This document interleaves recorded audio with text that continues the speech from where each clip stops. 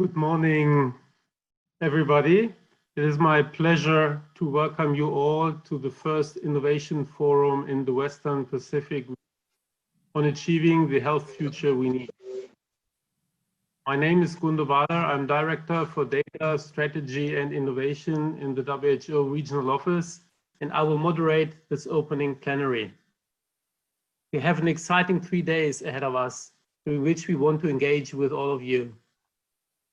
Before we start, I would like to remind us all of a few housekeeping rules to make sure our conversation this morning is focused and productive, engaging and respectful. We are asking everyone who's joining us on Zoom to use their real names. This also helps to understand interests and different groups and sectors. Due to technical capacity considerations, we could only accommodate a limited number of those who registered to join us on Zoom. For those who join us on live streaming, thank you again for your interest and flexibility. Now, without further ado, I would like to hand over to the Director for WHO in the Western Pacific, Dr. Takeshi Kasai, to open the forum and to introduce the vision here today. Over to you, Dr. Kasai, please. Thank you very much, Gundo. Member States representative, speakers, panelists, and everybody joining us online. Welcome to the WHO Western Pacific Region Innovation Forum. In my first year as a regional director, we consulted with the member states, partners, community, our priorities for the coming years. We all agreed that this region is incredibly diverse and rapidly changing. And there are some common challenges and opportunities. Globalization, urbanizations, digitalization, climate change, aging. These are trends that affect all 1.9 billion of us. We concluded that if we are focused only on the challenge of today, then we will be unprepared to meet the challenges of tomorrow. As a result, we developed for the future our vision for the region shared with the member states and partners. In this, we identified 4 thematic priorities: health security, including antimicrobial resistance, non-communicable diseases and aging, climate change and the environment, and reaching the unreached. And to help us address these priorities, we knew we had to change our ways of working. We developed as a set of operational shifts, one of which is innovation. So many of our member states directly ask us to support them with the innovations to meet the challenges of the future. But COVID-19 has made the need to innovate even more immediate and drastic. These are unprecedented times. The pandemic has upended the ways in which our societies operate and how we perceive and value the health of ourselves and others. It has forced us to reprioritize issues, re-optimize systems, and come up with the ingenious ways of doing things, and to take better care of the most vulnerable. The pandemic and its fallout have the potential to unite us, but also to fracture us.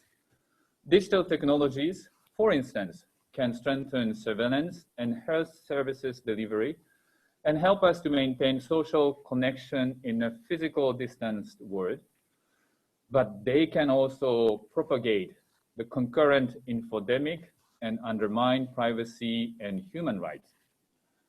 Even before the arrival of COVID-19, major social, economic, and environmental transformations were already underway. The complexity facing member states cannot be understated. This transformation also created opportunities for new and unconventional ways to do things more effectively and efficiently. The situations demands that we break down barriers, collaborate, and cooperate in solidarity, provide a space for new ideas and new partners, and embrace uncertainty and creativity, and take calculated risk, the very essence of innovation. Indeed, innovation itself is a continuous, never-ending process. It is both a mindset and culture which we need to ensure our institutions remain agile and adaptable and proactive, not reactive. We have heard from many member states over the course of the pandemic on their desire to engage more deliberately on innovation in relation to their COVID-19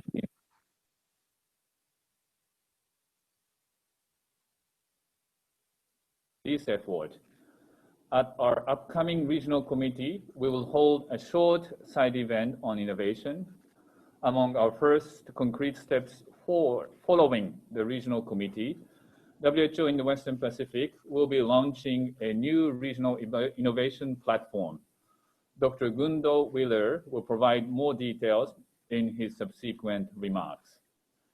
We look forward to working with you in these efforts.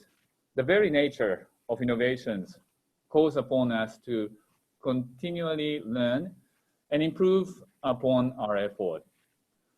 WHO cannot do this alone, and we must undertake this journey together. Thank you very much for joining us, and this is only the beginning of a long journey for WHO. And together, we can use innovations to help make the Western Pacific the healthiest and safest region. Thank you very much. Thank you, Dr. Kasai, for welcoming us all and for setting the scene for the discussions over the next 3 days. As the world grapples with the immediate challenge of COVID-19 and with longer-term challenges such as climate change and persistent inequalities in access to and quality of care, it is clear that we no longer can do things in the same ways as before. COVID-19 has brought the future to us sooner than we had expected, and we must seize this opportunity to accelerate our efforts accordingly. This means accelerating progress towards universal health coverage, strengthening primary health care, and thinking ahead to make our health systems more adaptable and resilient to emerging challenges such as climate change and aging populations, and persistent issues such as maternal and child mortality, HIV/AIDS, vaccine-preventable diseases, and others. 1 year ago, Dr. Kasai created a new group in the regional office called Data Strategy and Innovation, with a specific mandate to catalyze new ways of working, both internally and with our member states. In April this year, we held an agenda-setting meeting with 14 external experts from the region and beyond, who provided guidance on the strategic directions that WHO should take in the region with regards to innovation. Since then, we have developed rapid review guidance and supported webinars on digital contact tracing and telemedicine to support our member states. We've kept track of the rapidly shifting innovation landscape that has arisen throughout the pandemic. Over the coming months, WHO and the Western Pacific region will be accelerating its efforts in innovation through the launch of a regional innovation strategy and platform. This innovation platform will be centered around 3 R's: rethink, research, and redesign. We need to rethink our existing approaches and ask the right questions in a fast-changing world and explore new perspectives. We need to carry out research to discover what works, when, how, and why, by digging deeper and asking the right questions. We need to redesign and trial innovative solutions to transform health systems. And lastly, we need to learn and unlearn through capacity building and partnerships to disseminate and internalize knowledge and experience across the region. The need for innovation is not new. We can find it all around us in the form of digital health apps, social enterprises, novel policies and programs, out-of-the-box research methods, and more. But we need to make the process of identifying, creating, evaluating, and scaling more systematic and strategic. It needs to be a high-level priority, not only to create innovation from within, but to harness it from and with others. Innovation can no longer be a buzzword or something that is done by someone else. It is up to all of us to step up and engage with emerging technologies and developments and to apply them in the most appropriate manner to the great challenges that we all face. It is our collective responsibility to think and work outside the box to discover, design, and implement ways that will help make care safer, more affordable, and of higher quality. At the same time, it is also up to us to break down silos wherever they may be. Getting innovation right is not straightforward, and WHO aims to be there for member states. This innovation forum is reflecting our commitment to this cause.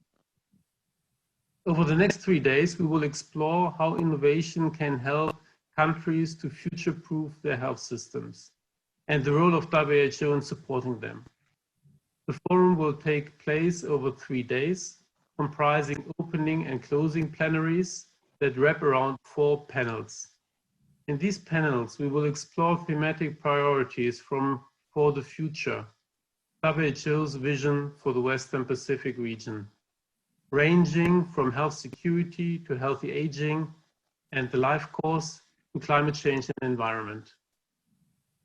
We are delighted to have secured the participation of an incredible and diverse roster of speakers and panelists and be able to open this event to the public. As we are setting the scene for the conference in the opening plenary, we want to start by listening to 3 thought leaders in innovation, who will open our minds by sharing 3 distinct perspectives on social and technological innovation, societies, and health. This segment will be followed by a second block in which we want to exchange ideas about health innovation in practice, based on inputs from the perspective of government, private sector, civil society, international organizations, and most importantly, questions and ideas from all of you. Our first keynote speaker this morning is Dr. Sahara Yasuyuki. Dr. Yasuyuki is Senior Assistant Minister for Health Security and Technology in the Ministry of Health, Labor and Welfare of Japan. He will be introducing Society 5.0, a vision of technology-based, human-centered society in Japan that puts people back in control of their own health and well-being. Dr. Yasuyuki, the floor is yours.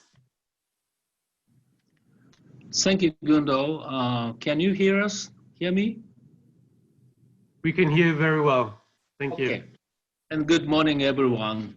It's my great honor to be invited to this first innovation forum and have an opportunity to introduce a Society 5.0, the concept Japan is proposing as a model of our future society. So I want to use the slides, right, please? Okay, as the science and technology and innovation advances quite rapidly, we need to have the vision of our future society. One page, next please, yeah. Where we are now with technology, what society we will create with innovation, and what we should do to realize our vision.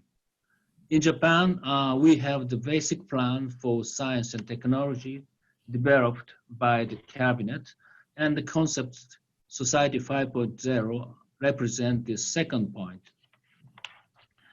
So what is Society 5.0? At first, you may wonder why Society number 5.0. It follows the hunting society, agriculture society, industrial society, and information society. And from hunting society to agricultural society, it took tens of thousands of years to transit. But from agriculture to industrial society, it took 100,000 years.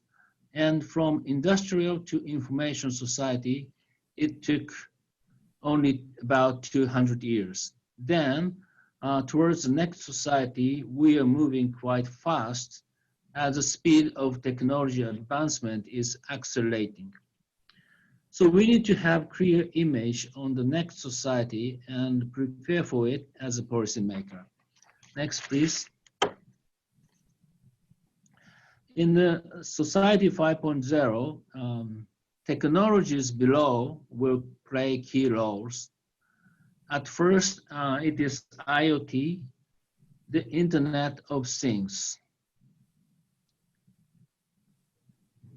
Until recently, in our daily living, the Internet was connected only to our personal computers. But now we have mobile phone connected with the Internet, a watch with the Internet, as shown in the slide, and automobiles with the Internet. More and more things could be connected with the Internet. Then we have high-speed Internet connection called 5G. This will accumulate extremely big data, which would be quite difficult to be analyzed by human, but could be handled by artificial intelligence, so-called AI. AI will find new evidence that human couldn't find or realize in the past, and will create new value-added information.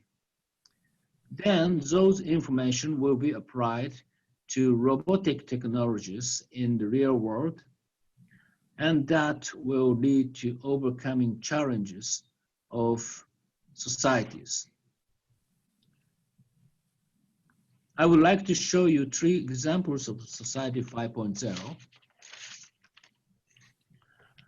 First, next please. First, AI creates value-added information. In the current society, with an overflow of information, the work of finding and analyzing the information is difficult and burdensome by humans. But in Society 5.0, AI can free humans from time-consuming work of analyzing huge amounts of information.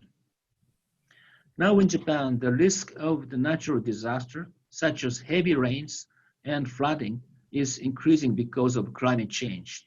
Large amount of information is required for precise prediction of disaster and proper and rapid response.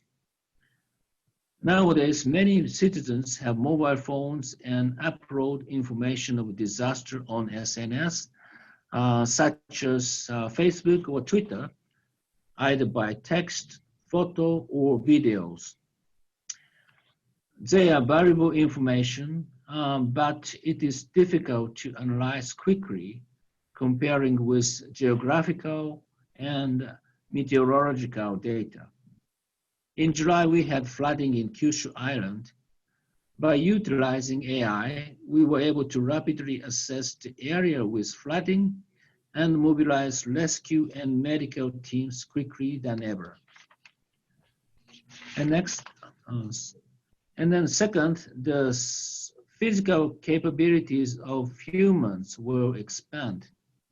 In current society, people do large amount of physical works. Their ability had limitations, and the behavior of the physically challenged is constrained. Capacity of labor and scope of action are restricted due to age and varying degree of physical inability. In Society 5.0, the physical capability of humans will expand through the use of robots, automatic driving cars, etc. These are so-called robotic suits by which a wearer's body function can be improved, supported, and enhanced. Wearing this suit leads to a fusion of human, machine, and information. Such devices are used in wide situations, including the movement support in elderly care, the support of manufacture, and rescue activities in the disaster spot. And third, challenges in the society will be overcome. In the current society, due to aging and depopulation of rural area, it is becoming difficult to sustain traditional social infrastructure. In Society 5.0, challenges in the society, such as inconvenience of living in a remote area, can be overcome. Projects to support the remote island that had difficulty in everyday shopping have been carried out. This spring, a long-distance drone shown in the picture is connecting a remote island and the city center. In case of autonomous driving of vehicles and drones, a variety of digital information needs to be collected, integrated, and fed back to the robot, in this case, the drone, with the support of AI. Then the key concept of Society 5.0 is to create the human-centered society with the power of science, technology, and innovation. We should solve our challenges in the society and create a society more inclusive for a diversity of people, regardless of rich or poor, young or old, able or disabled, or living urban or remote. In Japan, we have basic plan for science technology. Every 5 years, the cabinet, not the health ministry nor science ministry, revises the plan, which include situation analysis, the society we will create, social problems to be solved, measures to be taken, such as about development of human resources, budget, regulations, communications with stakeholders, and then a 5-year roadmap to achieve the goal. And this is planned and achieved with academia, private sector, and citizens. It's not always easy to achieve the goal we initially expected, but without the plan, we can't get results. The effects and the impacts of science, technology, and innovation on our society are enormous. It doesn't matter if it's a high-income country or a low-income country. Therefore, it is necessary to clarify how we apply them to our society and what kind of society we wish to create. Lastly, I would like to show you a 90-second video visually showing the Society 5.0. Thank you very much.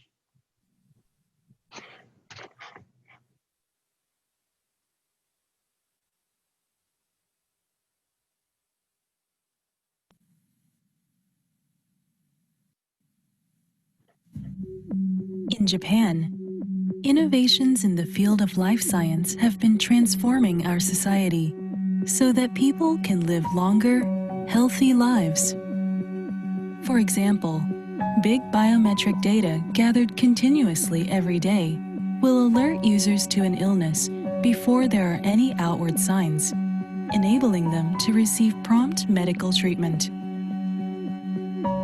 With new medical and communication technology, patients will be able to consult with doctors anywhere, anytime. VR surgical simulators will enable more advanced examination and diagnosis. The knowledge and technology of myriad physicians will be compiled into a multidimensional, shareable database, improving medical technology as a whole to help eliminate the current disparity in the level of medical care among patients. Diagnostic imaging which has become fast and accurate thanks to deep learning, is contributing to the early detection of diseases that have been difficult to diagnose. This will enable doctors to spend more time with their patients and reduce the physical and economic burden on patients. Japan aims at realizing Society 5.0, a technology-based, human-centered society.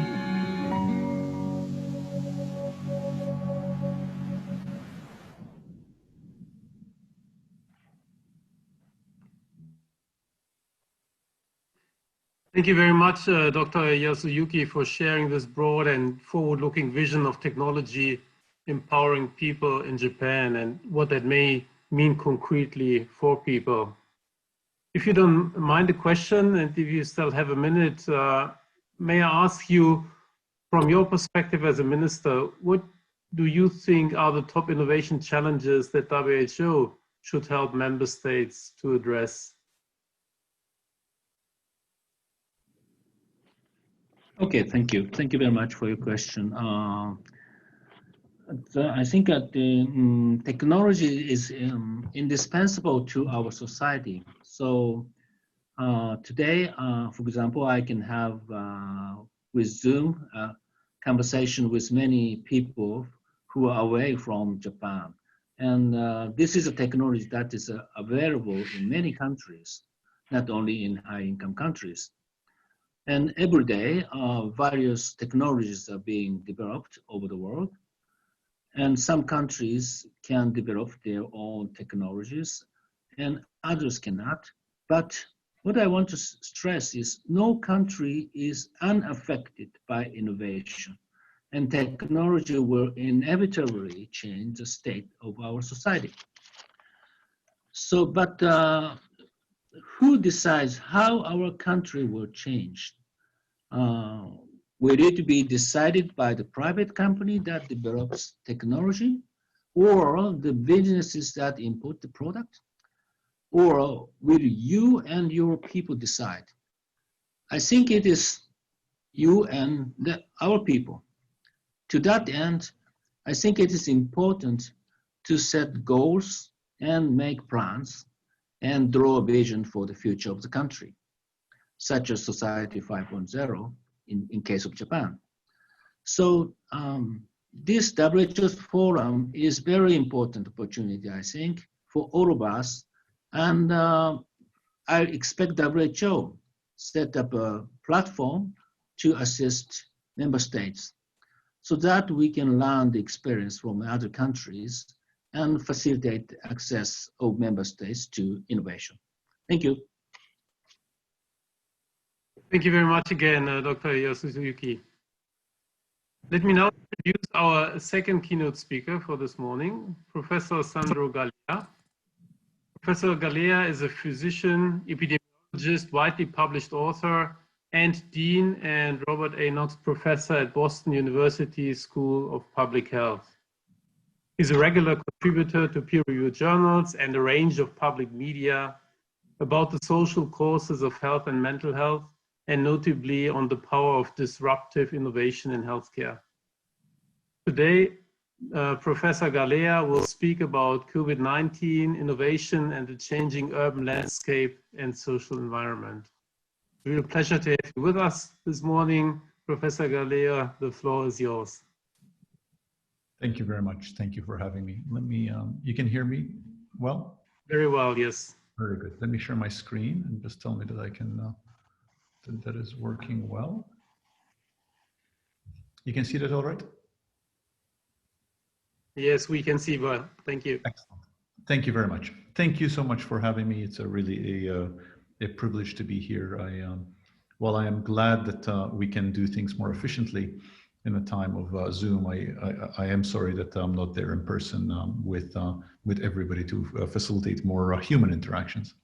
I was asked to speak a little bit about urban health for the next century and how we can think about innovating in cities for health. And I think the setup has been very good for what I'm going to say. And hopefully you'll see that my talk complements, does not contradict Dr. Sahara's talk, where I'm going to argue that as we recognize the centrality that cities are going to be playing in our lives, we need to think about innovating, and innovating not simply technologically, because I do think that innovation is often thought of as simply technological innovation, but innovation to particular ends, and that involves human elements, social elements, physical elements, as well as technological elements. So it is important to start by recognizing that the state of the world is going to be urban. It's more than half the world's population right now lives in cities. Another 2.5 billion people will be added to urban populations by 2050, with about 6 billion people being urban by 2050. That is roughly as many people as were on the total planet just a few years ago.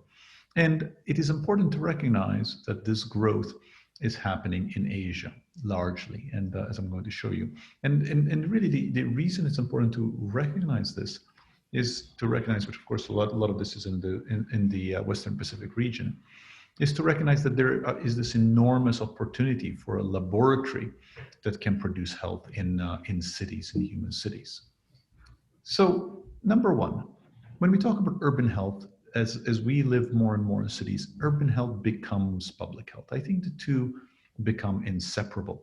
And I think in a context of a world where we are all riven by worry and thinking about public health in the context of COVID, it is just as well to think of COVID in the context of cities and everything else in the context of cities as we go forward. This is a very, very simple demonstration just of the number of people who are living in cities and how that's vastly and rapidly overtaken rural populations. But just as importantly, I just want to show you where the urban populations are. The urban populations are essentially where you all are. And there is just this extraordinary rise in urban populations, much of it being in regions that actually fall under the Western Pacific region, not entirely, but much of it in those areas. So public health in the areas where we are talking about on this innovation, most interesting innovation meeting, really is urban health, which means that we have an opportunity to think about innovating in cities to generate a healthy public. And of course, what's important about cities is that cities ultimately are human-made environments. So when you have human-made environments, there is an opportunity to say, how does one create those human-made environments to generate health in populations? The other point I want to make is that there's a decline in rural populations all over the world, particularly in Asia, which means even more that this can generate an incubator of thought towards this aim. Just to further emphasize the point about the growth of cities heading eastward on the global map, this is, first of all, I want to show you the 10 largest cities in the world. And just to make a point about how important cities are for the world, the total population of the 10 largest cities in the world actually is larger than all but 15 of the largest countries in the world. So the population of the 10 cities I showed you is larger than the combined population of all these other countries put together, which really just indicates how much we are concentrating people in the city and how much of an opportunity this is to innovate towards generating health in populations. And also just to sort of emphasize how cities have been shifting towards eastward. This is largest cities by population size in 1950. Then I move forward to 1975, move forward to 2000, and move forward to 2025. So you really see how the world's urban population shifting eastward, dominating population numbers, and ultimately dominating, to my mind, our conceptual space as we think about public health. Now, I could spend a long time, much longer than time allotted to me, talking about cities and talking about cities and health. But I did just want to make 3 observations that I think anchor how we think about urban health, how we think about public health in cities, in other words. And I'm simply going to list them here, just showing 1 slide each. Number 1, health in general in cities is better than in non-urban areas. We should not be seeing urban health as the study of threat. We should be seeing urban health as the study of opportunity. This is one of my favorite pictures that shows this. This is from a recent review from the Xinhua Lancet Commission on Healthy Cities in China. showing the more urban population you have, the more the life expectancy. That's fine. But what's most interesting here is how the slope of that line changes over time. That was 1990, and the dark is 2015, which means over time, the more urban the population has become, the more healthy the population has become, and that's increased more so over time. And there's many reasons for that, but fundamentally, it is, I think, us realizing the potential of creating cities that generate health. So observation one, cities actually do generate health. Observation two, how cities generate health is complex. I have been writing and thinking about urban health for the past 2 decades. And one thing I have learned is that there are many different ways of writing and thinking about urban health. And it's actually, it defeats simple reductive thinking. This is just simply one conceptual framework. And the only reason I'm showing you this conceptual framework, to be honest, is to show you that it's complicated. I don't expect anybody to take anything from this other than to say that the elements of urban living that shape health are complex. And recognizing this complexity is important because it defeats, to my mind, an overly simplistic conception that says we can do one thing, we can innovate in one area, we can innovate in one technology only, and we are going to create healthy urban populations. It actually requires a lot more thought than that, and it requires multi-sectoral action on multiple dimensions to generate the kind of innovation that generates health in cities. And my third point is there is a lot of heterogeneity within and across cities. I could show you a lot of data about heterogeneity across cities. I just want to show you heterogeneity within one city. This is actually the city where I live. I live in Boston. Boston is one of the cities in the world that's probably the most iconic for health and its healthcare in particular. But all I want to show you here in Boston, I'm overlaying, this is our subway system called the T in Boston, the tremendous mismatch in prevalence of diabetes. See here in this subway stop, you have 3%. Here you have 11%, here 11%, here 10%, here 2%. This is a 5-fold difference in diabetes prevalence in Boston. And these are 2 to 3 miles apart, these areas. And this is in the city, which in the United States, where I live, has the highest density of physician per population ratio.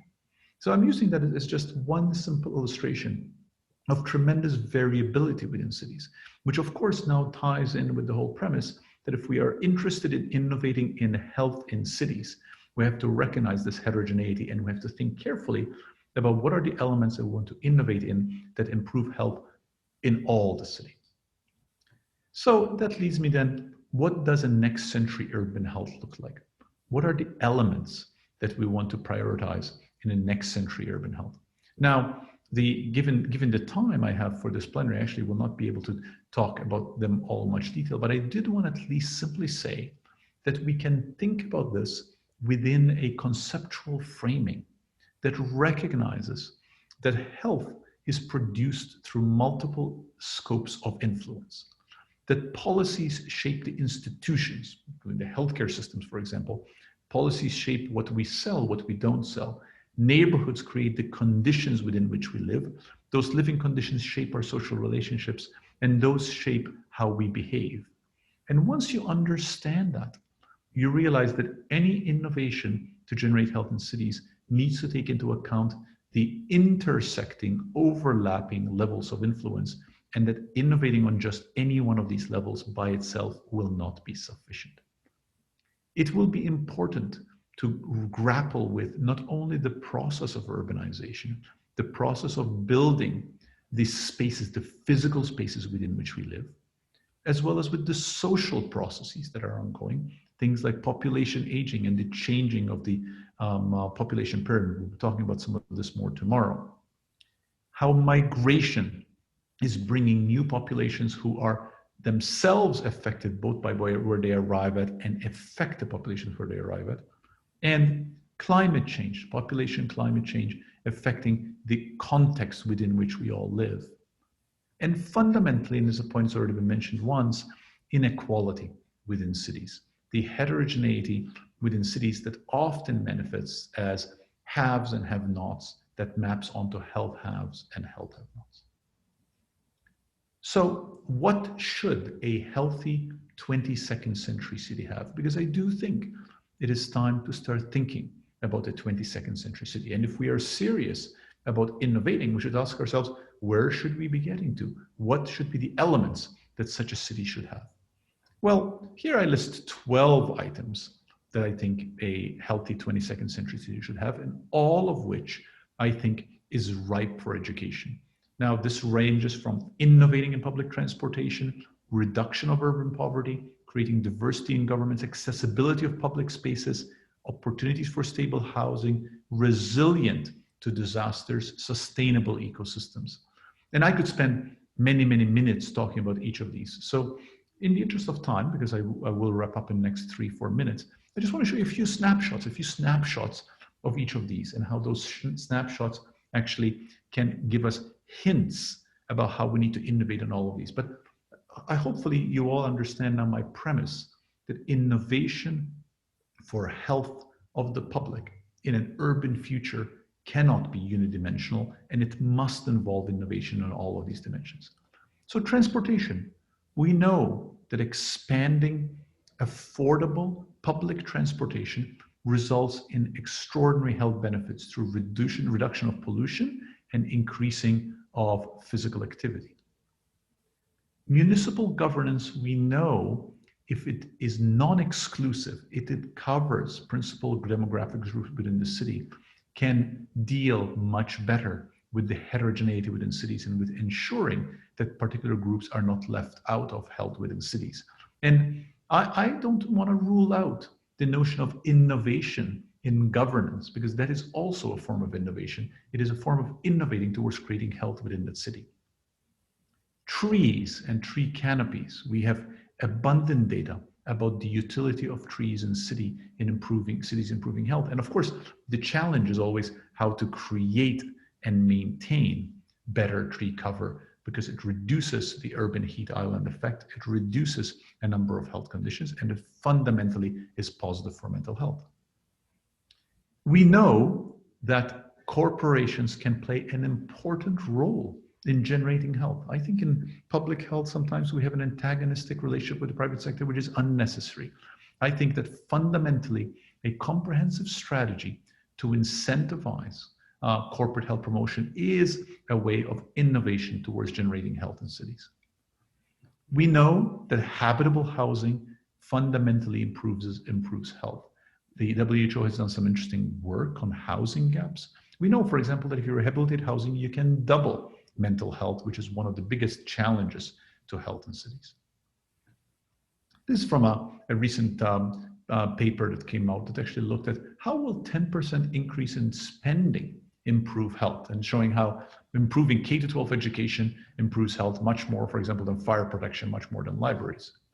We know that early childhood education has a benefit cost ratio of 5-to-1 because of reduction in crime rate, child maltreatment, teen pregnancy, academic achievement. So how do we innovate in providing accessible early childhood education for everybody, particularly in a time where now we're entering a serious period of worry about our health security? We know that pollution kills about 7 million people annually, and there's no reason why we cannot think about using technology to innovate towards carbon neutrality in cities. And fundamentally, particularly in line with WHO's universal healthcare agenda, there's no reason why not all urban dwellers cannot have access to quality, affordable care in a way that is befitting thinking of health as a human right, and again, befitting thinking of cities as being an incubator of positive health. So I want to conclude here. I have 30 seconds left, and I want to conclude just with a simple metaphor.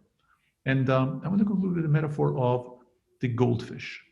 You have a goldfish in a bowl of water, and you want the goldfish to be healthy. And I think our traditional approach to making the goldfish healthy is to instruct the goldfish on how to swim around its bowl clockwise and counterclockwise every day so it stays healthy. Or you instruct the goldfish not to eat too much when you feed it every day so it does not gain too much weight. Or we try to develop technology that help the goldfish swim better and faster. But when we stop and think about it, we realize that none of that's going to be enough if we do not change the goldfish's water.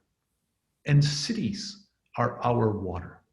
We are all swimming in the same goldfish bowl, and we often miss the impact of cities. We miss the impact of all the forces I just talked about. And I think innovation for health, recognizing that urban health is the new public health, fundamentally must dwell on all the dimensions that shape health in cities. And I think there's tremendous room, tremendous space for innovation, but we need to make sure that we move towards a complex conception of that. And I think the SDGs actually offer an interesting roadmap as they intersect with multiple dimensions that I talked about.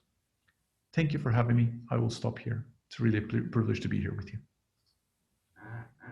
Thank you, Professor Galea, for these really fascinating thoughts on innovation in the context of the complexities and diversity of urban settings, and for making the case for how important it is to take a multi-dimensional approach.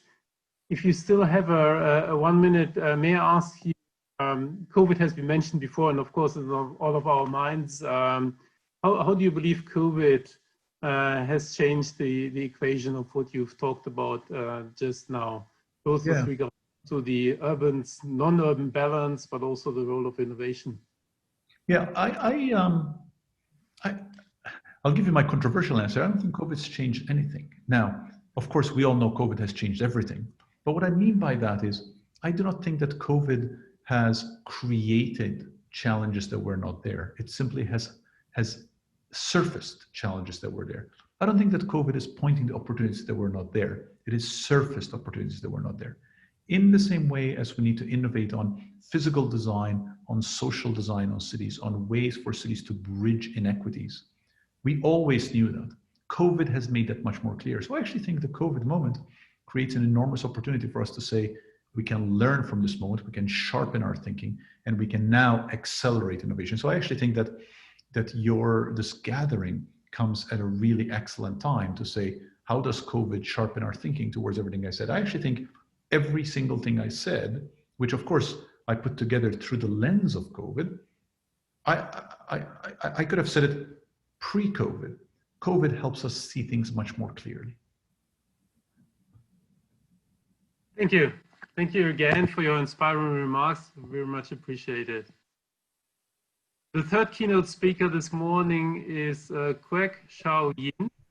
Ms. Kwek is a cultural change strategist and social innovator, as well as a two-time nominated member of parliament in Singapore. Today, Ms. Kwek will share her 18-year journey of iterating the Thought Collective, a group social businesses founded to help Singapore become wiser, kinder, and stronger. She offers some of the significant insights she has learned along the way on what the human aspects of change all leaders must pay attention to. Ms. Kwek, pleasure to have you with us, and over to you. Thank you. Just let me upload my screen. And I'm going to start my clock on myself. Well, good morning, all. I know some of you might be scared that, oh my God, 18 years of journey, like, is she going to take very long? I promise. I'm going to tell my story in 3 parts, and I'll leave you 3 insights from there that I have gleaned about facilitating change. I want to share with you today about how can we bring change to the people and the systems we care about, and I'll use my story as a frame to get there. So I get a lot of opportunities to speak to leaders at every level of the system. And I find that the openly spoken questions that many leaders at the top want to put on the table for discussion are usually questions of how. How do we innovate? How do we collaborate? How do we solve this crisis that's become very real in this COVID thing? And leaders are not so blind that they cannot see that it is trust which is the currency that's going to help them achieve this with other people. But the questions are all around how. And following the how question is always a what. So what do we need to do, right? Give me the 10 bullet points, or give me the 20 20-page handbook, and I'll figure this out. And what I find interesting is when you bring the conversation down to the ground, where you speak to people at the middle or at the bottom, whatever that means to you, there's a lot of unspeakable questions, and they're unspeakable because it's perceived as negative. And we keep that data under the table. We never put it on the table for discussion. And those questions sound very different. They're questions around why. why should I care? And why do you care? And the why question is always linked to a who question, a deeper who and identity question. Who do you think you are? And who do you think I am? And to the degree that they like your answer and like their own answer, is the degree that will help them listen to your whats and hows. They stay silent about what do they want and what do they need, as long as they don't trust your who and why. And it's also interesting that it's not just the under the table conversations that don't get put on the table, it's also the very unspoken, unexpressed positive questions that we choose to leave above the table. We don't bring it down from the clouds. And those questions are also about why and who, but they take on a very different tone. Actually, why do I care? And why do they care so much? Who could I be? Who do I think I am? Who do I think they are? Or who do I want them to be? And in the end of this life, what do we truly want and need? And those questions are very inspiring and hopeful and possible ones, but we don't dare put them on the table as well, because we don't want to be laughed out of the room for being like some naive, idealistic, like Care Bear, like we're not realistic or pragmatic enough. And I find that it's very challenging, because if we so often don't put who we really are and why we really care on the table, because it's so much easier to argue about what and how. But it is the quality of the who and why conversation that always impacts the what and how. And our silence, our continued silence about the former, will always impact the success of the latter. So what does this all have to do with me? So let me pick a beginning, and every story has to choose a beginning. So I'm going to choose when I was 25. So when I was 25, this was the personal question that actually got me curious. Me and a group of friends, right? Me and two of my public school teacher friends were wondering about this. Why are so many students emerging from our wonderful Singapore education system? And we loved our system. But why are so many of them emerging with two outcomes that we didn't know how to sit with? They were coming out unsure of who they were, and they were also indifferent to what was going on in the world. And we thought, like, if you stretch that out into the long term, how is this good for us as a country? And then if you extrapolate it more, how is this even good for the world? And we were all in our early 20s. It's not like we were experts with some wonderful answer, but this question was intriguing enough that we said, well, let's do something about it. So the instinctive answer that we didn't think very hard about was, well, let's just start a school, a private school that cares about teaching 18-year-olds about knowledge and empathy and initiative that they need to change the world. And so we did. It was 2002 and I was 22 when I started this. But before we could earn the trust of youths and parents, I, and that's me as an individual, had to first earn the trust of a bureaucrat. And that was my first taste of talking to a system. And what was interesting to me was I was trying to register the name of our school, the School of Thought. And I got a call shortly back, and a very nice, harassed bureaucrat was on the phone saying, like, look, ma'am, I don't want to create trouble for you, but I really, really cannot approve of this name. And I said, why not? And I will never forget his answer to this day. He said, look, if you were a school of math, school of English, I can understand. But your school of thought. And he said this, what do schools have to do with thinking? And in a healthcare context, it's the same as someone telling you, like, look, what do hospitals have to do with healing? It's equally like jarring, right? And an answer like that can trigger you in becoming very defensive, and you may want to argue with the other person. But I felt, look, I don't want to prejudge this person. And look, maybe he's very busy, maybe he's like stuck in a lot of bureaucracy, and any one of us could become blinded by bureaucracy and blindness over time. And so I engaged in a conversation with him about why not? Why can't I call myself a school of thought? Like, is it so offensive that the school has to do with thinking? And he was really trying to get it across that, look, it's not that he was offended by the name, he just couldn't get it. He didn't understand it conceptually. And we went back and forth and it wasn't going anywhere until I said, like, hey, look, I know you're trying to do your job and I really appreciate it. And I and I want to help you do your job as well. So what if I call myself like School of Thought Learning Center? Is that fine? And he said, oh, that's perfect. I can approve you. And I said, why? Why is that okay? And he said, well, now I understand it. It's just a name and it's not your intention. And that's fine. You know, go ahead and do whatever you want to do. And when I heard that, like, I could be offended, but I was not. Because I think in that moment, we chose to just let each other see for real what was on our mind, what was really bothering us. And we could have a very fruitful discussion and we could come to a compromise. It wasn't perfect, but we could help each other see what we both cared about. I was more open to change because I chose not to see his request for change as a threat to my who and why. It was only a change to my what and how. But it's very, very easy to blur the lines. And when you blur the lines and you take it as a threat to your identity, you're going to push back and you're not going to be able to innovate something together, right? And he was also open to change his what and how and give me some grace because I showed him an equally sincere intention to safeguard his who and why. I wasn't like throwing it back like, you stupid bureaucrat, right? Why don't you just listen to me?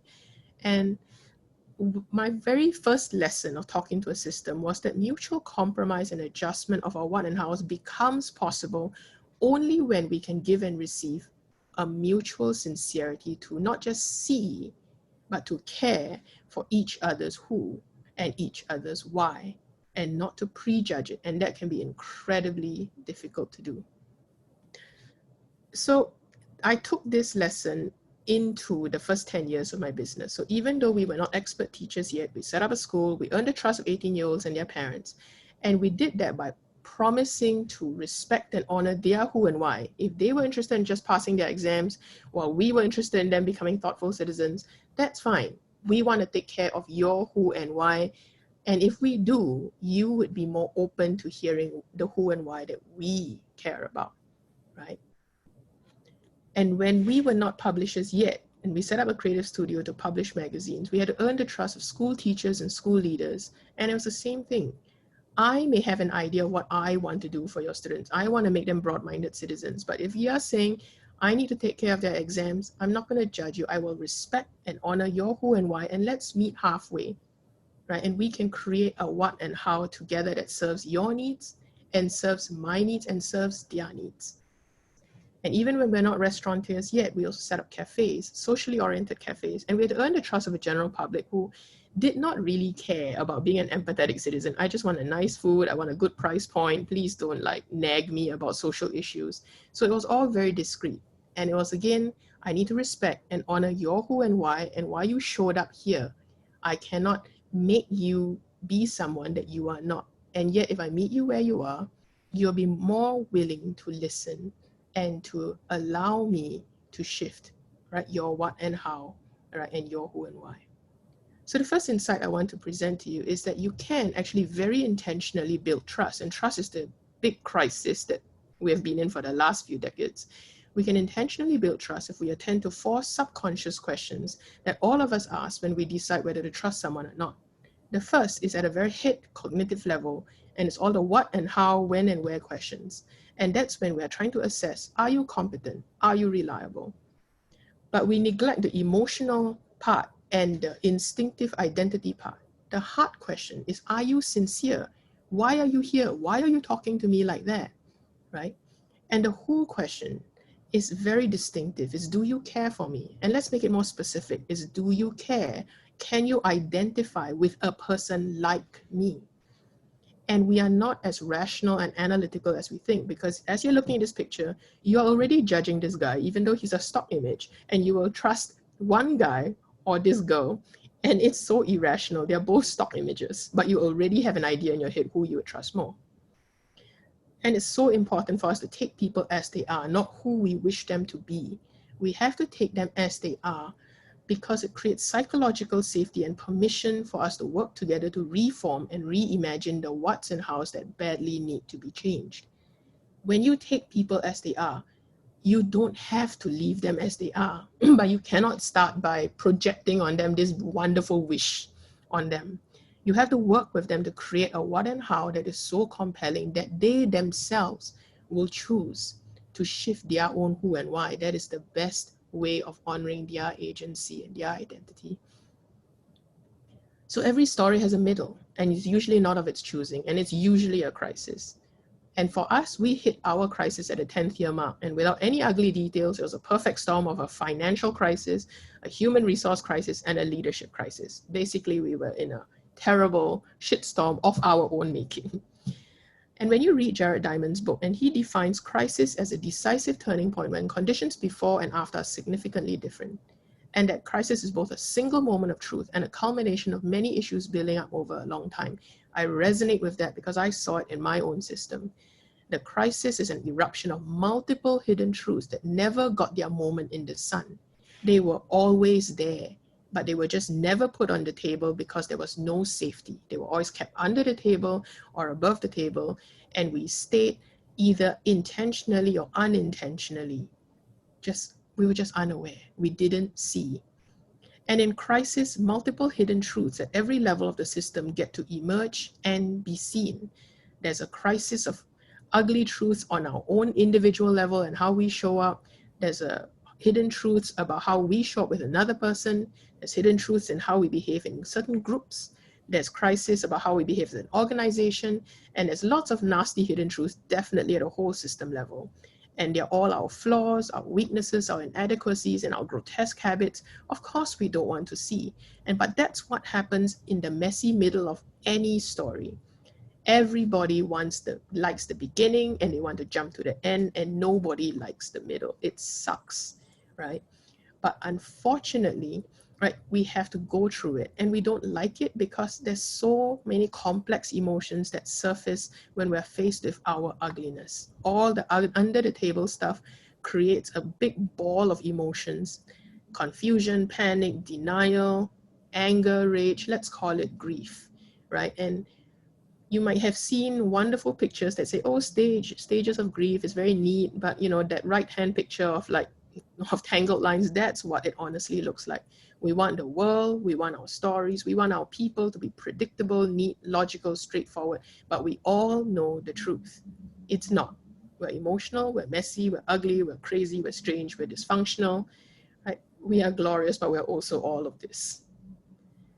But something very profound happens when we help each other to make real contact with the messiness and the pain and the suffering, and we dare to name it as grief. It is worth grieving for, right? There's a lot that needs to be fixed. And you can see lots of articles right now, even in a COVID crisis, trying to name it for us, that we are all feeling collective grief at seeing the exposure of all the weaknesses in our system. And it's only when we allow ourselves to accept and acknowledge all of the pain that we see in our system, then and only then can we begin to adapt and take action on what to do next. You can't get to the growth without getting into the grief first. And we are in massive denial all of the time, which is why no action can happen, right? You can see it everywhere. People are resistant to seeing what they don't like to see because it's a threat to your core identity. And as long as we do not see the pain of a crisis, we will not act on the pain of a crisis, and we will not get the growth or the change or the innovation that we long to see. So that's my second insight that I'm going to present to you, that the choice to change will not come through information, but it will come through awareness. People have to be supported and to be given the safety to see what is too unspeakably painful to see. Whatever result it is that you're fantasizing that you want to get, right?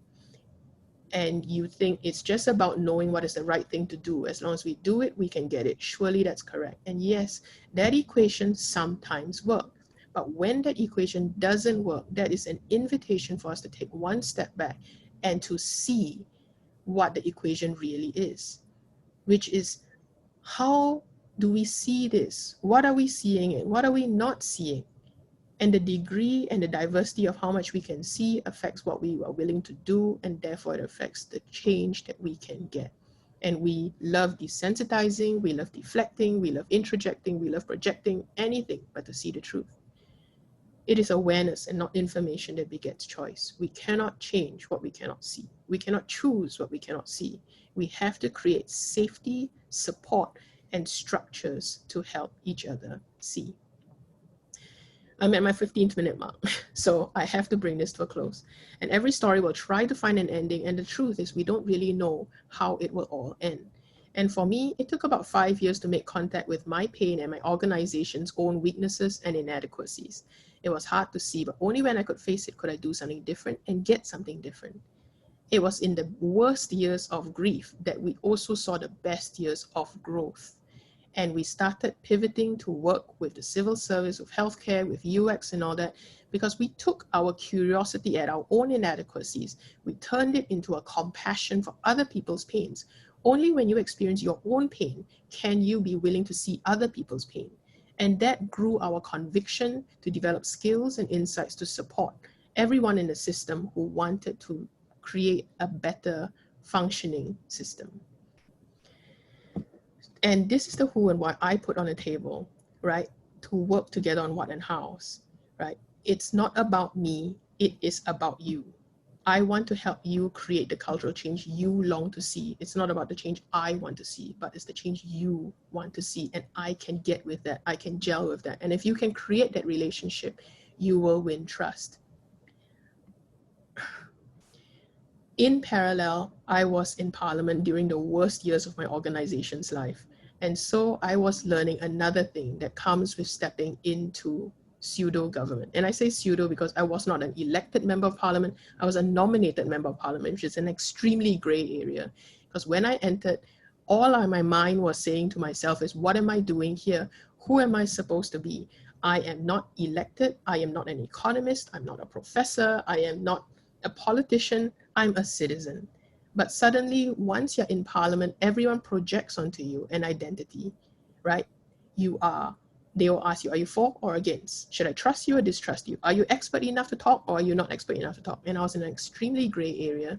And I realized at the boundaries, in an uncomfortable boundaries, you will always be challenged to ask yourself, who am I?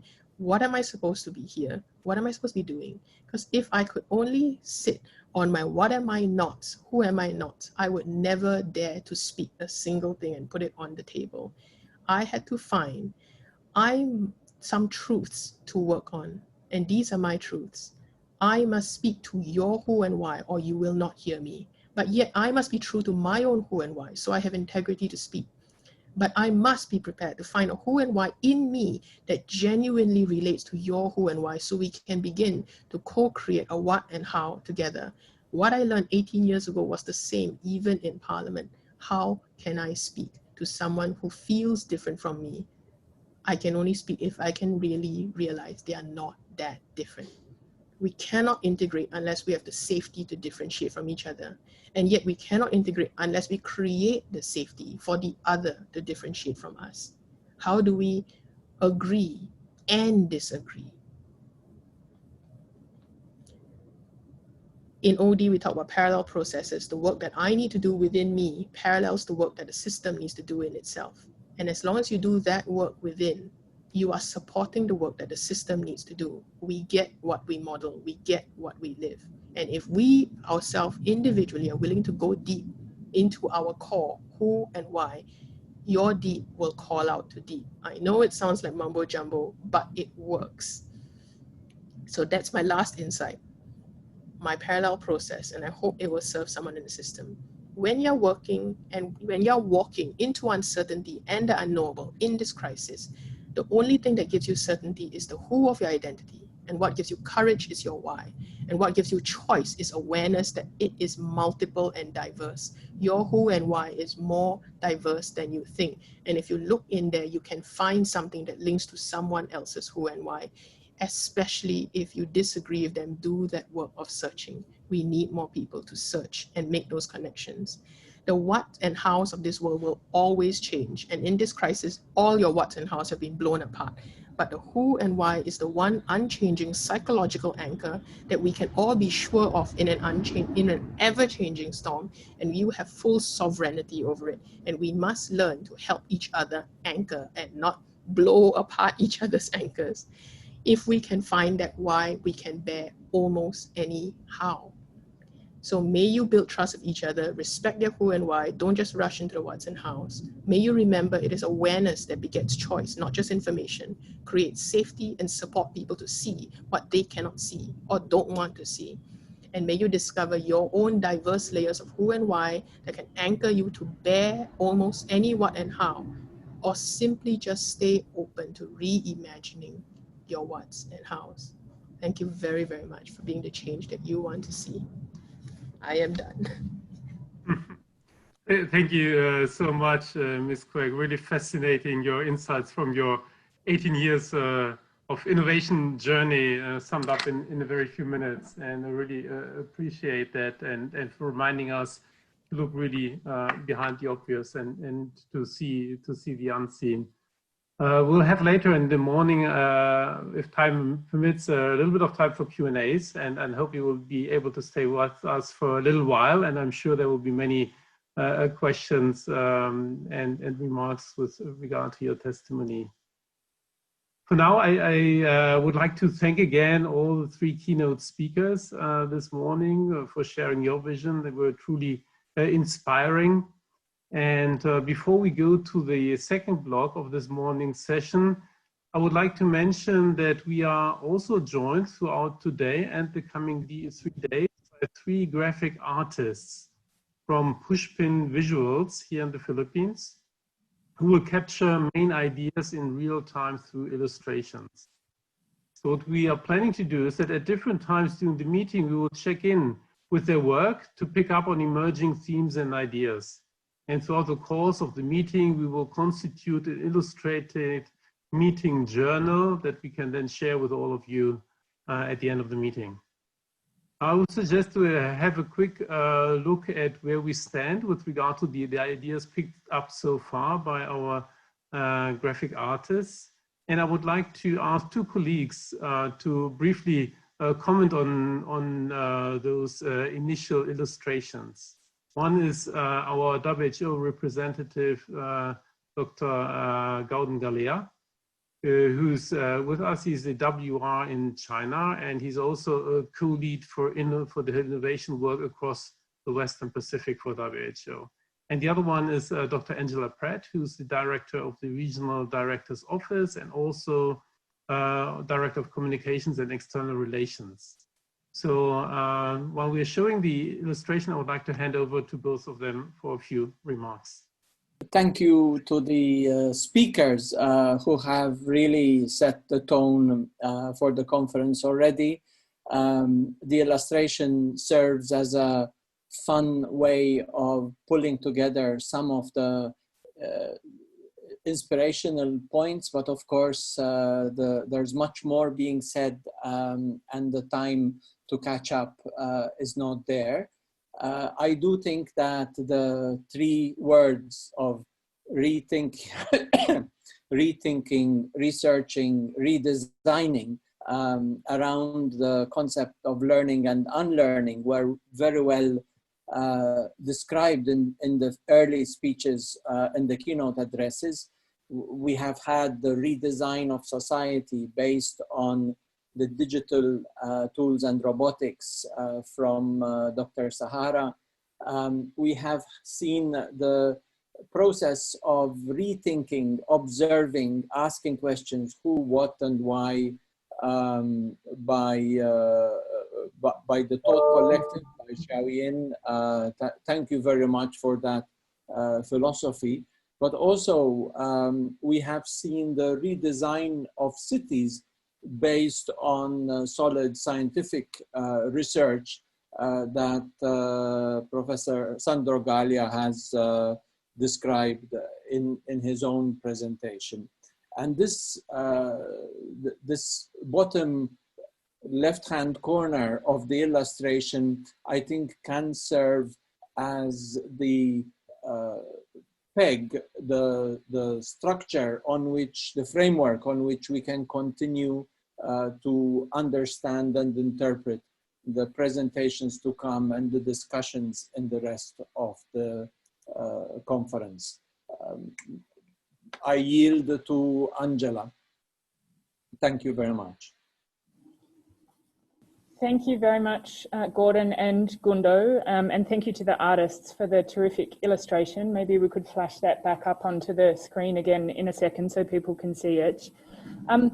I took a few points from all of the excellent presentations and speakers this morning, but which are also reflected in the illustration that you can see on the slide now.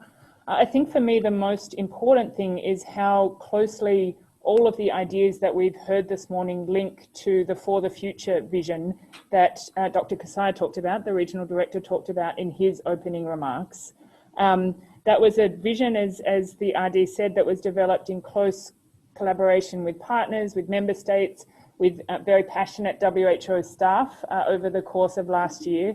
And I'm really excited to see, to hear how some of the ideas that are central to that vision are coming out in the forum this morning. For me, a few key things. First of all, I think it was Gundo that said in your introduction, innovation is not something that is done by somebody else. It's a collaborative process, and I can see that that is highlighted on the left side of the illustration. Innovation is about collaboration and solidarity, and I think that that's such an important point for the work that we are doing in this region. Related to that is that innovation is a process. It's not something that you do once and then you kind of, wipe your hands and you're done. We're done with innovation. It is something that that evolves over time. That was a point that the RD made very strongly, but which I think came out in different ways in all of the excellent presentations from this morning. And it's great to see that captured in the illustration. Another point that I think came out, especially in Dr. Sahara's excellent presentation, was the idea that innovation is, we don't do innovation for the sake of it. Innovation is for purpose. At least that's how we're thinking about it at WHO and in this region. It's not just about the bright, shiny gadgets. It's about what you can do with those bright, shiny gadgets in order to make people's lives better. I thought the example of the robots to support elderly care was a terrific example of that. Really powerful and impressive innovation, but being used for a very clear purpose. That said, innovation, one of the ideas that we really emphasize in the For the Future paper is that innovation is not just about technology. It's about thinking differently, thinking better, doing things differently and doing things better. And again, that came out in all of the presentations. I think that the point that links to that Professor Galea made very powerfully is that innovation is also complex. It's not, you can't just innovate in one area using one piece of technology and expect all of your challenges to be solved. And I think that links to this idea of innovation as a process. Finally, the thing that perhaps the artists haven't had time to put onto the screen yet because Xiaoyun just finished her presentation, but I like this idea that innovation is about, fundamentally it's about empathy. To do something better, to help somebody else's life, you need to understand that person's who and why. And for me, that's really powerful part of our vision here at WHO in the Western Pacific. All of this is about helping us to serve the people that we serve better.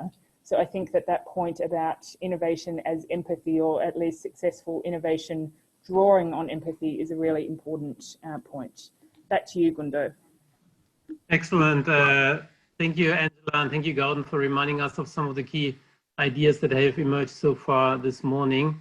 And we will be getting back to the work of our graphic artists at the end of the session. Now we are coming to the second part of our opening session, in which we would like to look at how some of the ideas play out in practice in advancing health and development across countries in the region. We will first hear from 3 countries, Fiji, Mongolia, and Vietnam, and then get some additional perspectives from civil society, private sector, and international organizations. For those following on Zoom, please feel encouraged to use the Q&A function to pose questions, and if time permits, we will get back to them at the end of the session. We're much looking forward to that discussion. Now, the first commentator we would like to turn to is no one less than the Minister of Health of Fiji, the Honorable Dr. Ifiremi Vakanabete. Minister Vakanabete is a surgeon, associate professor of general surgery at Fiji National University, and former president of the Fiji Medical Association. The Honorable Minister Vakanabete has been a driver for innovation throughout his career and will share with us how innovation can make a felt difference for the people of Fiji. Honorable Minister, it's a real great pleasure to have you with us today. Thank you for making the time, and I'll be happy to give the floor to you. Lovely, thank you, and thank you for those wonderful remarks. The Regional Director, Dr. Takeshi Kasai, Your Excellencies, the Honorable Ministers of Health, distinguished guests and colleagues, and I'm here with our Chief Medical Advisor, Dr. Chemesa Tundrabu. It is an honor to speak in this opening session of the first Innovation Forum organized by WHO's Regional Office for the Western Pacific. Earlier this year, our ministry launched our strategic plan 2020 to 2025.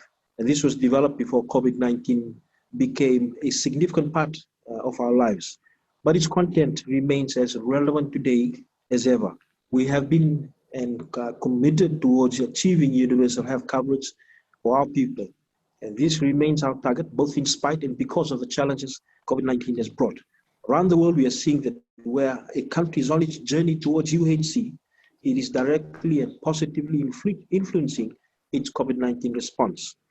A health system strength is directly related to whether treatment can be provided to everyone who needs it, how well protected health workers are from the virus, and the rates of recovery.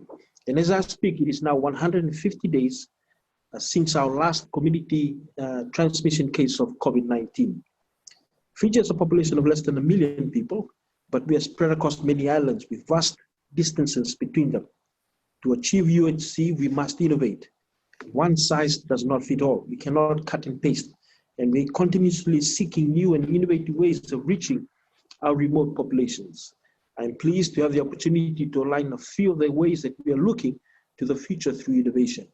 Firstly, our community health workers. We have in the last few years re-established and strengthened our community health workers programs in collaboration with the relevant stakeholder ministries. This now has a clear focus on preventative health care, and is a vital way of disseminating health messages to and engaging communities across Fiji. And they are also remunerated for the work that they do. And we've found that once we've started remunerating them, we were able to commit them to the strategies that we put in place. Secondly, is a remodeling of health services delivery. Our health system is undergoing a remodeling program that includes strengthening the leadership and coordination capacity in all our health divisions, and taking more of general and specialized health services into our communities in keeping with the universal health coverage principles. We have continued to decentralize our specialist clinics and also offer mobile clinics. And since last year, with the ability of our first medical ship, we've extended this role into our maritime areas. We have 100 of our islands that are inhabited, and it's the ability to be able to go into these areas taking surgical, medical, and public health outreach teams in an integrated approach to our maritime islands, coordinated and supported by our FEMET or EMT WHO certified team. We are offering a full suite of surgical facilities on board as we work to ensure our entire population has better access to critical and life-saving surgeries.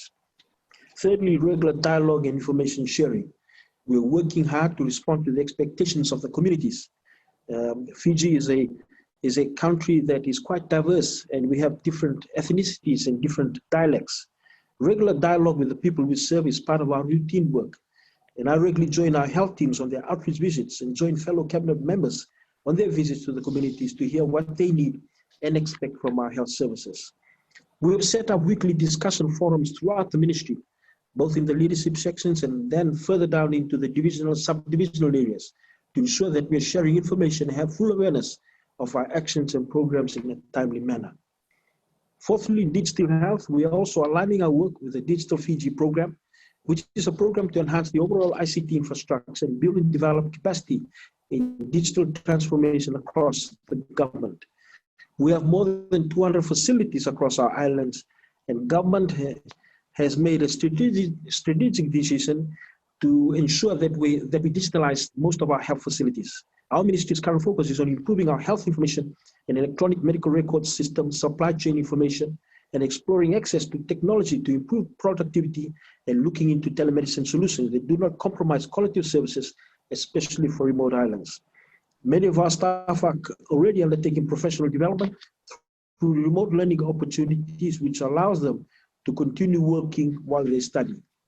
We have a number of health-related apps, such as MyKana, which is for healthier food choices, MyKana Gardening, which is a guide to growing your own food.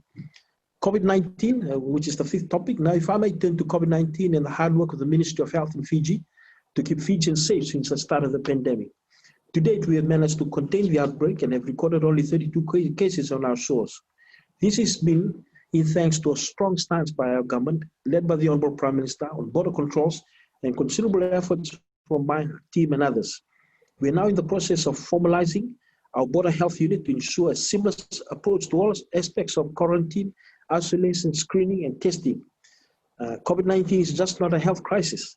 So this unit will bring together all those agencies with a role to play in managing our borders, including health. We've also looked at the appropriate amendments that have to be done in the legislations around quarantine and the Public Health Act, specifically around COVID-19. We recognized early on how busy our team would be with managing essential health services and the COVID-19 response. We must have the ability to be able to deal with the normative functions of the Ministry of Health and the extra normative functions of COVID-19. And a whole of government approach has been taken to manage the COVID-19 response.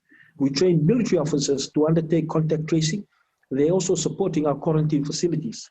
Later in this forum, you'll hear from one of my team, Dr. Alisa Saukan, on our Care Fiji app, the first in the Pacific Islands, which will further strengthen our contact tracing capabilities as we move towards a careful reopening of our borders as part of our COVID-safe economic recovery framework.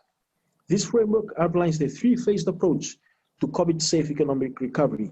It is based on the core principles of stopping importation of the virus, ensuring health system readiness, and COVID-proofing Fijian businesses and society at large. The goal of this framework is to break potential chains of viral transmission before they take hold, creating a new normal that allows economic activity to safely resume in a manner that protects against large-scale viral outbreaks, and it's already begun. Our blue lanes, a strategy in allowing visiting yachts to seek safe haven in Fiji if they follow quarantine procedures, has already begun. This is an innovative way to help slowly restart our vital tourism industry without putting our population at risk. We will continue to seek ideas using what Dr. Takeshi Kasai says, a grounds-up approach from our communities, partners, and Pacific Island families, so we can protect our nation and continue our work towards universal health coverage under our new normal. I'd like to thank the WHO for organizing this important forum.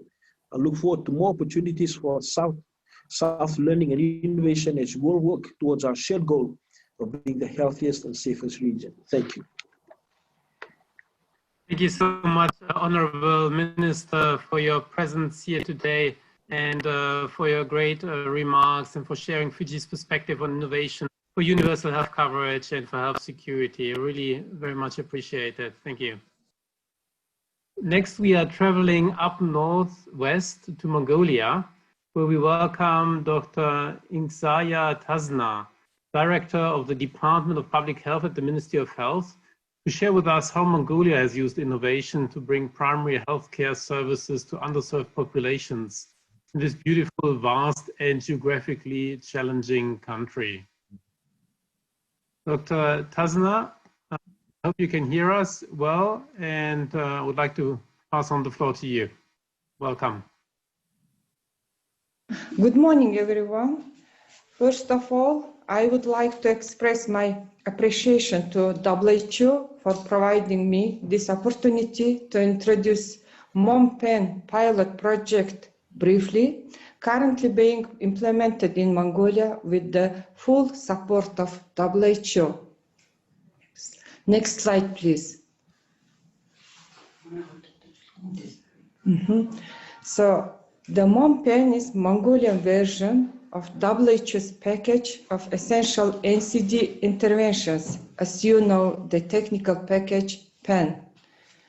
Background of Mongolia MOMPEN project: cardiovascular disease of CVD has been the leading cause of mortality in Mongolia over the past 20 years. To substantially reduce the CVD mortality and overall mortality of NCD, we really need to strengthen the primary health care in the country and need to improve the gatekeeping function of the primary health care providers. Before we start implementing MOMPAN in the selected 16 primary healthcare centers in Mongolia, we conducted baseline assessment on CVD services at those facilities and identified a number of areas that need to be improved, including human resources capacity and essential technology. And we, the Ministry of Health, decided to adopt the WHO HEART comprehensive technical package into the context of primary health care of Mongolia and piloted at 16 primary health centers for a 1-year period. Next slide, please. Our launching of MOMPAN in June 2019, the pilot was launched during the occasion of the official visit of Dr. Takashi Kasai, WHO Regional Director for the Western Pacific, to Mongolia. What we aimed at by implementing MOMPAN is to really improve CVD management, early detect, prevent, and from complications of hypertension, diabetes, and ultimately to strengthen the health system. Next slide, please. So what does MOMPAN project do? Each person's 10-year risk of CVD will be determined by the physician at primary healthcare center using the CVD risk prediction chart integrated into the e-prescription system, which is widely used by primary healthcare doctors in Mongolia. Based on determined CVD risks, primary health doctor will provide standardized health counseling on NCD, CVD prevention, healthy living, and advice on self-monitoring, and will prescribe medicines according to the clinical guidelines and treatment algorithms. The hypertension medicines are subsidized by the health insurance when it's prescribed by primary healthcare doctors. The essential services for CVD is provided by a team of doctors, nurses, and healthcare workers at primary health centers with continuous follow-up of patients. And there is a regular supervisory monitoring and support to the primary health centers by the district and province health departments, National Center for Public Health, and the Ministry of Health. Next slide, please. Okay, it's good. That's good. So how our MOMPAN is different? The difference of MOMPAN is the first of all, this is a comprehensive set of services starting from determining persons' CVD risks to providing standardized health counseling, prescribing appropriate medicines, actively and continuously caring and following up the patient and preventing from complications, and closely following up with secondary and referral level of providers. The MOMPAN adapted WHO heart care program functions into the e-prescription software system used at primary health care since 2018 in Mongolia. This allows primary healthcare doctors to digitize their work and reduce paper-based registry and workload, and it supports physicians' clinical decision-making. Next slide, please.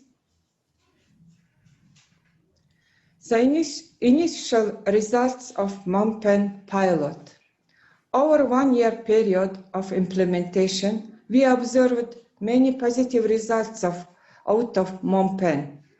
In short, both patients and primary healthcare providers are satisfied by using e-prescription system. Integration of healthcare into the e-prescription system makes easier to assess the CVD risk and monitor changes in risk factors such as blood pressure, glucose, and cholesterol. We observed much improved control rate of patients with CVD risks, hypertension, and diabetes mellitus at the MOMPAN sites, the 16 primary healthcare centers. Referral of uncomplicated cases of hypertension and diabetes to the secondary level of healthcare is reduced. And one of the major results would say that the stroke mortality is decreased 2.5 times in Darhan province and 1.4 times in Songkran district in 2020 in comparison to 2019. Finally, next slide. Next slide, please. So finally, we firmly believe that MOMPAN has a lot more potential in substantially improving CVD management at primary health care and in improving the health system. Therefore, we will continue our collaboration with WHO and will scale up MOMPAN to all primary healthcare centers in the country step by step. Thank you for your attention. Thank you so much, Dr. Krasna, for this impressive account of how Mongolia has made strategic use of innovation and technology to extend the reach of its primary healthcare services to some of those who are very hard to reach. Much appreciated. We are now for the third country perspective, going south to Vietnam to explore how innovative approaches in telemedicine have helped to ensure health service access during the COVID pandemic. So we have with us today, via video recording, the General Director of the Department of Medical Service Administration in the Ministry of Health, Dr. Luong Ngoc Quế, who will share with us how COVID has accelerated Vietnam's use of telemedicine for improving patient quality and safety. Ladies and gentlemen, warm welcome from Ministry of Health Vietnam. In health service provision, quality of services and patient safety are always our priority. For the services provided, if they are not safe or not good quality, they can be harmful to patients, let alone being a waste of resources. We have been trying to implement a number of measures such as raising awareness among healthcare workers about the importance of and way to ensuring quality and safety in the healthcare setting. Secondly, we invest in pursuing and updating clinical and patient pathway guidelines for all health conditions, and reinforce and encourage compliance during medical practices. Thirdly, we have introduced a system for reporting about and learning from medical error incidents nationwide to ensure quality and safety issues are monitored and reported. Currently, we are revising the law on examination and judgment, which is essentially a health service law that regulates healthcare organizations and practitioners who participate in providing healthcare services, define education and training requirements as well as quality and safety standards, so that only qualified persons and healthcare organizations may participate in the providing of healthcare services to people. Quality improvement is a long journey and learning process. However, making new change is not always easy. Policymakers, hospital managers, healthcare workers and people themselves have a role to play in the process and need to be on board in order to change to be sustainable. In the last months in Vietnam, like any other government in the world, faced to critical question by the COVID-19 pandemic. How can we control a pandemic and continue to live our life safety with COVID-19? The answer is we have to change. Every sector, every business need to be creative on how to change, how to adapt. Among a set of many solutions, common call for application of digital techniques in all aspects apply, including the health sector, so that adapt and quality services continue to reach people in need. Telehealth is gradually becoming a new normal, which only several months ago was not believed to be possible by many people. COVID-19 has been truly a big push for change and changing faster. The change must happen and happening for betterment, better than pre-COVID time. Currently, several plans in the pipeline.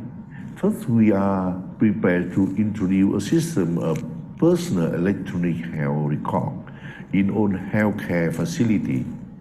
Second, we have used telemedicine in mobilizing medical experts throughout the country in supporting frontier staff, not only in saving lives of COVID-19 patients, but also to increase access to quality services for any patient in need.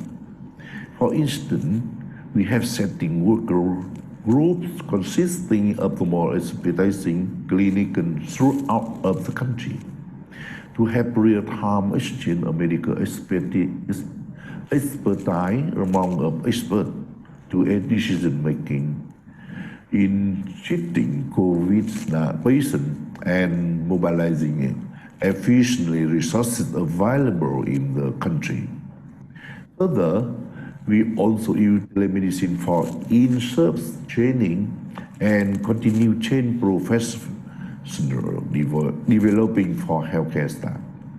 Enrich our healthcare staff regardless where they work and realize new knowledge and skill from tertiary to secondary and primary level.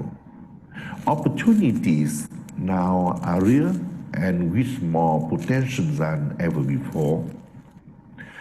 With digital technology, data and information can be collected more easily and at large scale.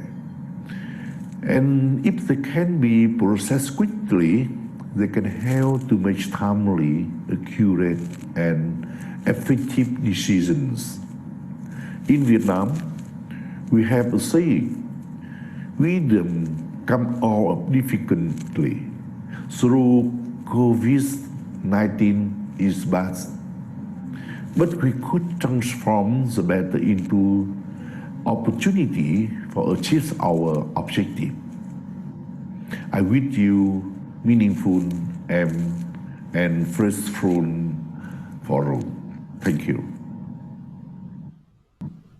Thank you very much, Dr. Luong, for sharing your experience from Vietnam. So far this morning, we had the opportunity to listen to testimonies about ideas and concepts that spark social and technological innovation.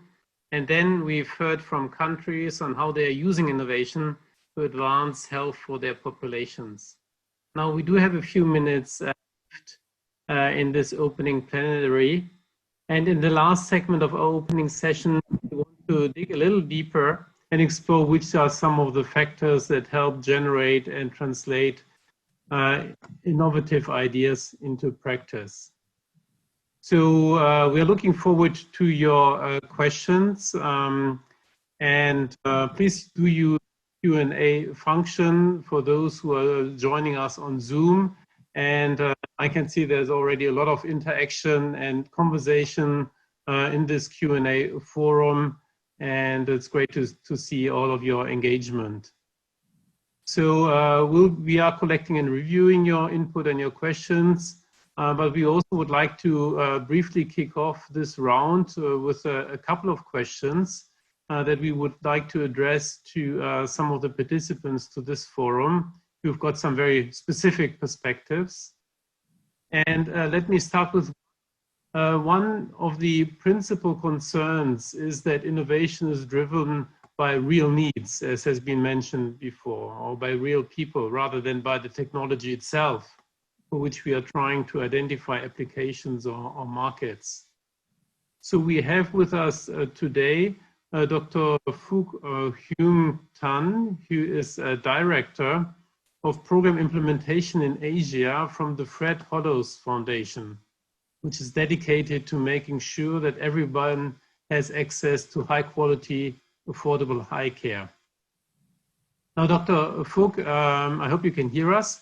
And I wonder whether you can share with us what role innovation plays for you. How are you making sure that innovations are meeting actual needs of some of the most vulnerable populations? And what are the lessons learned from innovation in blindness prevention over the years?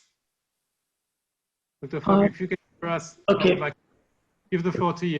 Thank you. Good morning, everyone. As Dr. Gundo Whalers introduced, I am Phuc Huynh and I come from Vietnam. I'm ophthalmologist and I'm working with the Fred Hollows Foundations as Director of Program Implementation Asia. I'm very honored today in this important forum to share with you some of the innovation the foundation have done in the past 25 years. The Fred Hollows Foundations is a non-for-profit Australian-based organization working in 25 countries, including the Philippines. The vision of the foundation is for a world no one is needlessly blind and the indigenous Australian to have a good health like the other Australian. The foundation works with the local partner to develop the and carry out a sustainable eye health program to reduce avoidable blindness worldwide. We bear in the name of Professor Hollows, one ophthalmologist. We have innovation as in the DNA of our foundation. So I tell you a story 30 years ago when working as a consultant for WHO in the 1980s. Professor Fred Hollows visited Nepal and he was surprised to learn that people from the remote community were suffering from avoidable eye health issues. On this trip, he met with Dr. Sandut Ruit, a Nepalese ophthalmologist, with the same determination to improve the access to basic eye care service. Together, Fred and Dr. Ruit planned to bring the intraocular lens cataract surgery to Nepal, and they established in the Tilganga Institute of Ophthalmology. Fred and Dr. Ruit believe that the real equity in eye care could only happen in developing countries if they could make the intraocular lens themselves, stimulating their economy and reduce the cost of cataract surgery. His dream was to reduce the cost of IOL from $100 to $5. Today, the Tilganga Institute of Ophthalmology is the big eye hospital to see up to 1,000 patients a day, and they also have an IOL factory to export the million of the intraocular lens worldwide. Consider this idea was established 30 years ago. We can see eye health provide many opportunities for innovation in the healthcare and development. Before sharing the other example of the foundation in innovation, I think it's important to highlight some global landscape for eye health. WHO released last year the World Report on Vision, and to take the stock of progress and set a new direction for eye health. The World Report says there are at least 2.2 billion people currently living with vision impairment around the world, And at least 1 billion of these people have conditions that could be prevented and yet to be treated. This situation is set to worsen in the coming decades due to the population growth and aging, and increase in the condition like a myopia and diabetic retinopathy due to the change in lifestyle. Equity is other major factor in blindness and vision impairment statistics around the world. In the Western Pacific region, Southeast and Southeast Asia make up 62% of the global burden in the vision impairment. Cataract remains the leading cause of blindness around the world, and due to increase in the prevalence, particularly in East Asia, we are now seeing the increase in cataract rate. Myopia, particularly in Southeast and Southeast Asia, is also on the rise. The Asia Pacific region had a highest rate of myopia in the world. So, why population and life strength to make eye health an issue everywhere in the world?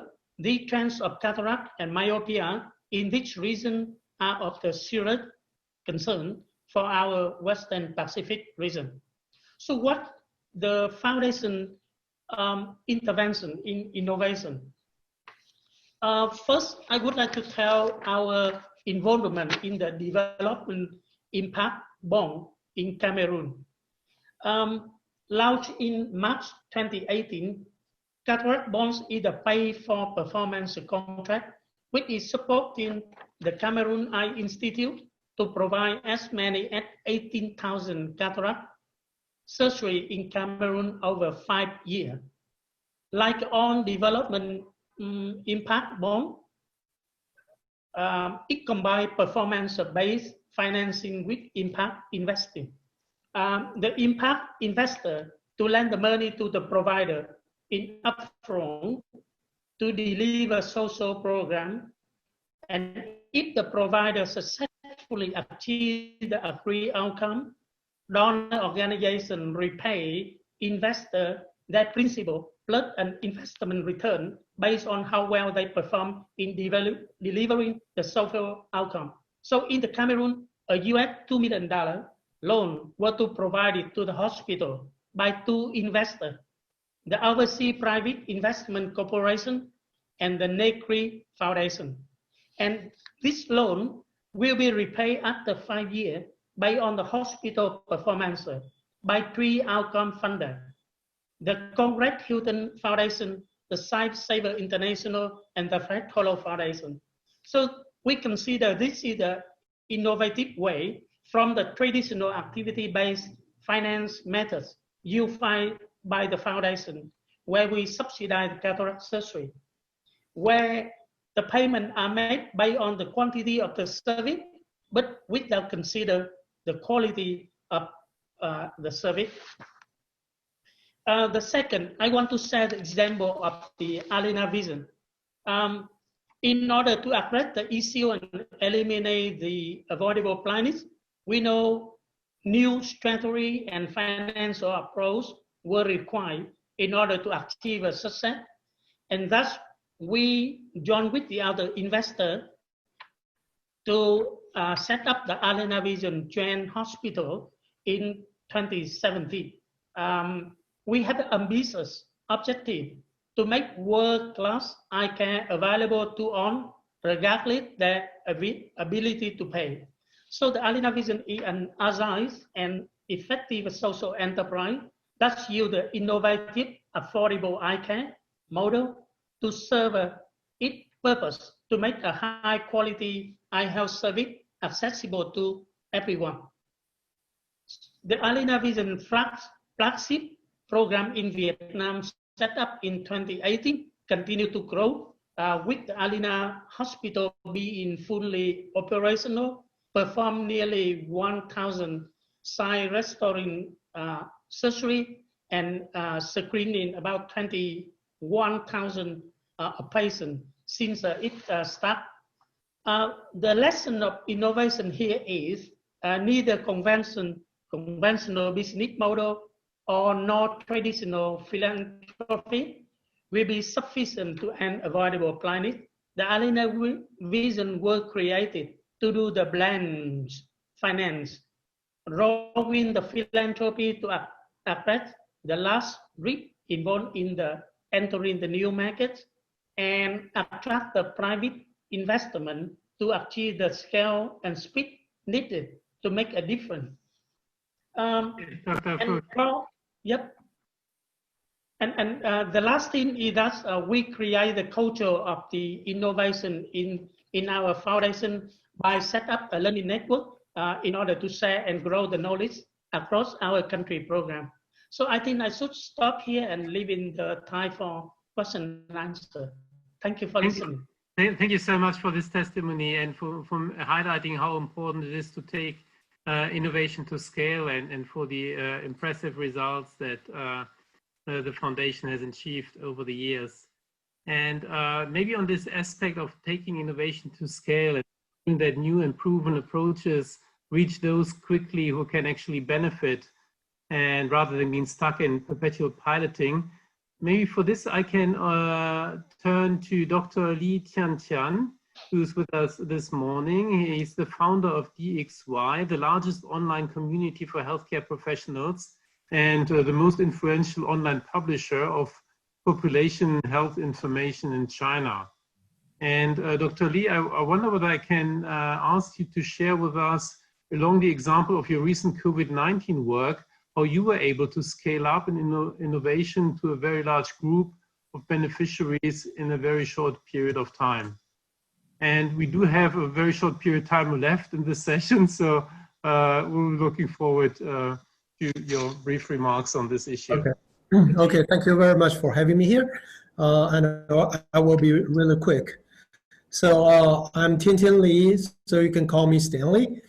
My background actually was neurology. My major was neuromuscular dystrophy, but I gave it up about 20 years ago and built up this community in China. It has become the largest physician community in China now.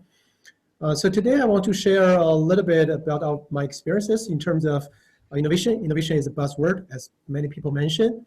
So it will be very difficult to make people know what it is and how to achieve innovation. So from my perspective, innovation is not a mystery. There are some ways or methodology to accomplish innovation. So we define innovation as using better ways to solve old problems. And basically there are three types of innovation. The first one will be focus on product or technology, means some new features, fancy functions, sort of things.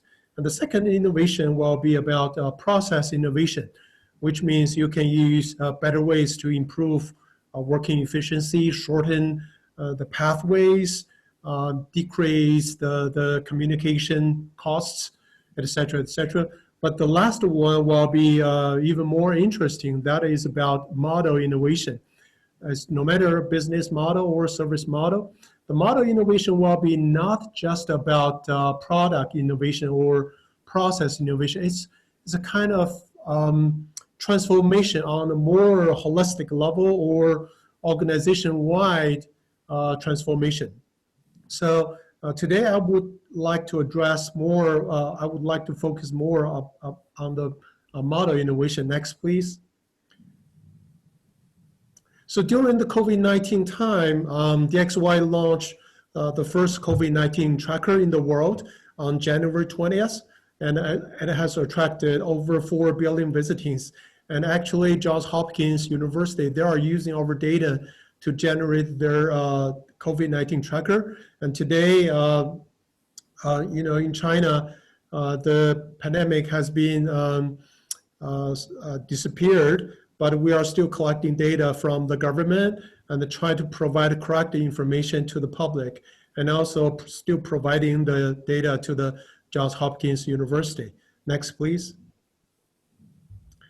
And during the past 3 months, we have been creating over 3,000 articles, short videos, clips to deliver correct information, to answer the most commonly asked questions raised from the public, and try to eliminate their concerns.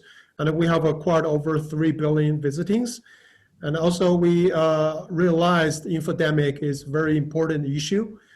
So we collect the doctors and create contents to debunk the rumors, the misinformation, disinformation sort of things, and try to protect the public. And next, please. And last but not least, we launched a free online consultation. So we are the largest physician community in China for about 20 years. We have covered over 70% of Chinese doctors. And during the COVID-19, we collected over 15,000 volunteers, doctors online, and provide over 1 million consultations for free to answer the customized, personalized questions raised from the public. And next, please. And this slide is very interesting. Actually, we have been doing disease tracker, online contents, and also the online consultation. But if you look at this funnel shape model, I think this is kind of online triage system. On the COVID-19 tracker, we acquired 4 billion visitings, and information contents acquired over 3 billion visitings. And if you look at online consultation, the number all of a sudden shrink into 1.2 million.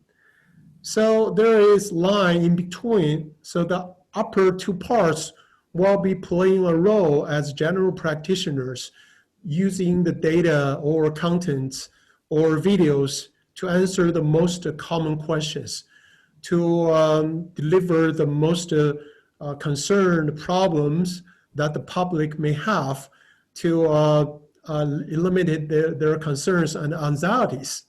But if you go to the second part, the online consultation, it is more likely specialist service. So on the consultation, people will ask personalized question, and the doctor will give them one-on-one consultation and give them the answers. So the number will be over 6,001 ratio. So the most commonly asked questions already be solved on the first part. And then there will be one person go to the second part. Next, please. And today I want to share 2 of my insights in terms of model innovation. First, online triage system is kind of model innovation because it's built a new hierarchical care model, which solves the serious shortage of medical supply during the pandemic and also save the time and the costs. And when we talk about online triage, many people will believe it could be a kind of tools or algorithm-driven applications. Like people can ask questions or raise some concerns, and some algorithm will automatically give out some feedbacks.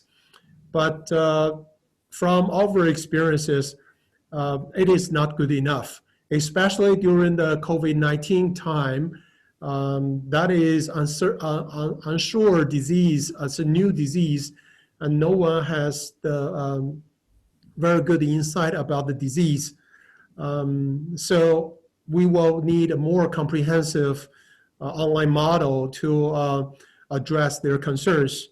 And data and contents plus consultation will be playing a role as a hierarchical care online and change the people's mind from just awareness to the action. That is a huge gap in between, and only comprehensive model innovation can solve this problem. Second insight, next please. So during the COVID-19, we work closely with the public sector. We are a private sector, but we build up a transparent and mutual trusted strategy with the public sector. So we work closely with the central government, local government to deliver our data, open our data API to the public sector. and open our copyright, open access to our content to the public sector. So the government can also leverage our content, our data to deliver to the public and also eliminate their concerns and anxieties. So this is a very important issue. I think in the future, post COVID-19 time, we still need a transparent and a mutual trusted supportive model to work closely with the public sector. And only through this way, we can build up a solid foundation of global public health emergency response and the governance system. So from my perspective is private sector, especially the technology companies, are mainly driven by venture capitals.